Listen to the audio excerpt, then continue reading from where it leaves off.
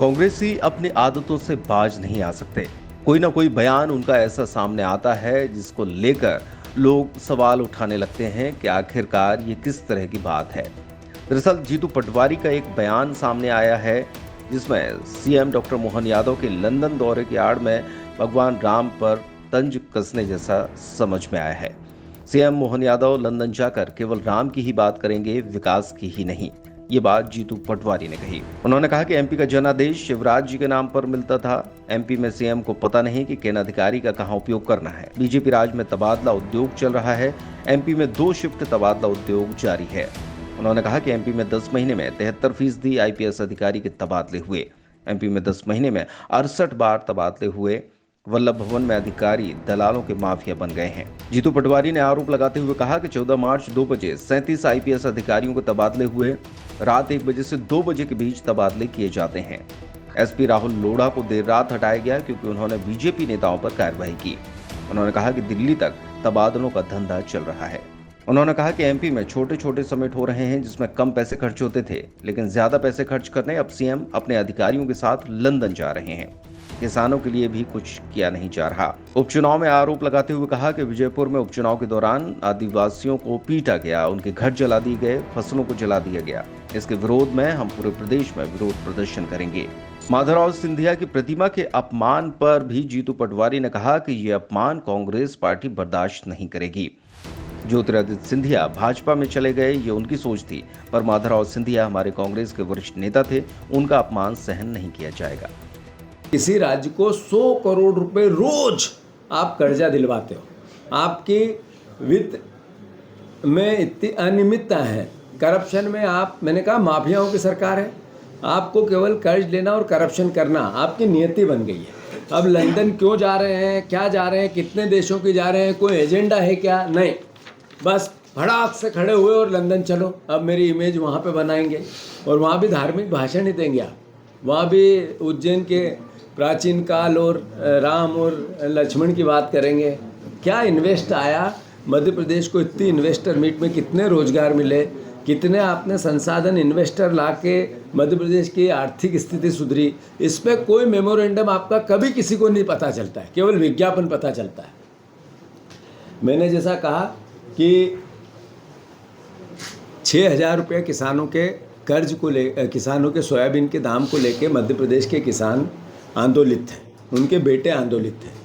Bharatiya Janata party और हमारे प्रदेश के मुख्यमंत्री और देश के कृषि मंत्री शिवराज सिंह चौहान, ये तीनों हमारी मजाक उड़ाते थे, किसानों की अवहेलना करते थे। इन्होंने कहा हम 4890 रुपये एमएसपी देंगे।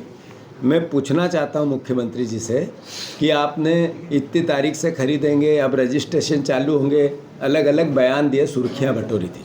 क्या कितना प्रिक्रूटमेंट सोयाबीन का सरकार ने किया, सरकार बताएगी? कितनी सोयाबीन खरीदी गई, सरकार बताएगी? अब भी 3500 रुपये सोयाबीन बिक रही है, पर सरकार के केंद्रों पे सोयाबीन बेचने वाले नहीं आते क्योंकि आप पैसे नहीं दे सकते। आपकी साख गिर गई है, मध्य प्रदेश सरकार की साख गिर गई है। एक भी कितना प्रिक्रूटमेंट हुआ, कितनी खरीदी गई सोयाबीन, सरकार बताए प्रदेश को। और दूसरी बात, देश के प्रधानमंत्री ने अभी चुनाव है महाराष्ट्र में, तो कहा मैं 6,000 रुपया सोयाबीन के दाम दूंगा, खरीदूंगा। तो ऐसा देश का कैसा प्रधानमंत्री है कि मध्य प्रदेश में आंदोलन था तो सब मौन थे क्योंकि चुनाव नहीं थे। यहाँ का कृषि मंत्री गुमराह कर रहा था, इम्पोर्ट ड्यूटी हमने घटा दी है पाम ऑयल पे। जो पाप इनने किया था इम्पोर्ट ड्यूटी बढ़ाकर, जिससे सोयाबीन के हालात ज़मीन पे आए, उस पाप को फिर इनने छुपाने की कोशिश की और उसमें नरेंद्र मोदी, शिवराज सिंह चौहान और भारतीय जनता पार्टी अपराधी है। मैं मानता हूँ कि जो पाम ऑयल पे इम्पोर्ट ड्यूटी घटाई उसके बाद भी सोयाबीन आज 3500-3800 ही है, तो फिर और आपके खरीदी केंद्र पे सोयाबीन की एक बोरी भी नहीं आई। यानी सोयाबीन का किसान आत्महत्या नहीं करे तो क्या करे? किसान भाइयों, ये भावना मीडिया के माध्यम से मैं आप तक बताना चाहता हूँ कि कांग्रेस पार्टी आपके हित और अधिकार की रक्षा के लिए कभी न पीछे थी, न है, न रहेगी। हमें आपने जिम्मेवारी दी है विपक्ष में रह के आपकी आवाज़ उठाने की। सोयाबीन के भाव 6,000 नहीं करेंगे, आंदोलन तेज होगा और कांग्रेस पार्टी इसको लीड करेगी। हमारा दायित्व है। किसान के बेटों की लड़ाई में कांग्रेस कभी पीछे न थी, न रहेगी। मोदी जी वहाँ महाराष्ट्र में चुनाव है तो 6,000 खरीदने की बात करते हैं और मध्य प्रदेश में मौन रहते हैं। शिवराज जी ने हमें गुमराह किया कि हम समर्थन मूल्य पे लेंगे, आज तक एक बोरी नहीं खरीदी। तो इस तरह का पाखंड और झूठ का पर्याय है ये भारतीय जनता पार्टी और इसके नेता। मैं फिर से, हमारा एक आंदोलन था मंडियों पर, 3,000 किसानों को 3100 के धान के दो, 2700 के गेहूं के दो और 6,000 किसानों के सोयाबीन के दाम दो। इस आंदोलन को हम फिर से तीखी धार से भारतीय जनता पार्टी और इस सरकार को घुटने के बल लाएंगे। ये आंदोलन 2-3 दिन में हम अगली जब हमारी कार्य समिति की मीटिंग होगी उसके बाद जारी करेंगे।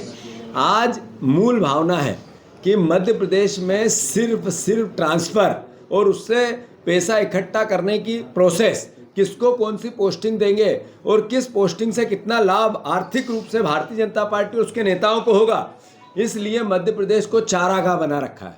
वल्लभ भवन दलालों का अड्डा है। 68 बार 10 महीने में ट्रांसफ़र होना, यानी क्या, यानी हर तीसरे दिन ट्रांसफ़र होना अधिकारियों के। इससे पहले भी बीजेपी की सरकार थी, शिवराज जी की सरकार थी। अगर आपने इतने गलत तरीके से पोस्टिंग कर रखी थी कि आपको 68 बार बदलने पड़े आप ही का मुख्यमंत्री बदलने के बाद, या तो उन्होंने करप्शन ज़्यादा किया था, आप करप्शन ज़्यादा करते हो, दोनों जगह भारतीय जनता पार्टी थी। इतने बड़े तादाद में ट्रांसफ़र होना ये परिचायक इस बात का घोतक है कि दलालों का अड्डा है वल्लभ भवन और बहुत बड़ी फैक्ट्री चला रहे हैं मोहन यादव जी। भारतीय जनता पार्टी करप्शन करके, जो मैंने कहा प्रशासनिक माफिया इस प्रदेश में हावी हो गया है, तो इसकी हम निंदा करते हैं और मोहन यादव जी से अनुरोध करते हैं कि गंभीर हो। आप ट्रांसफ़र करते हैं, मध्य प्रदेश का पैसा खर्च होता है, मध्य प्रदेश का जब पैसा खर्च होता है तो आप कर्ज भी लेते हो और फिर इधर पैसा भी खर्च करते हो।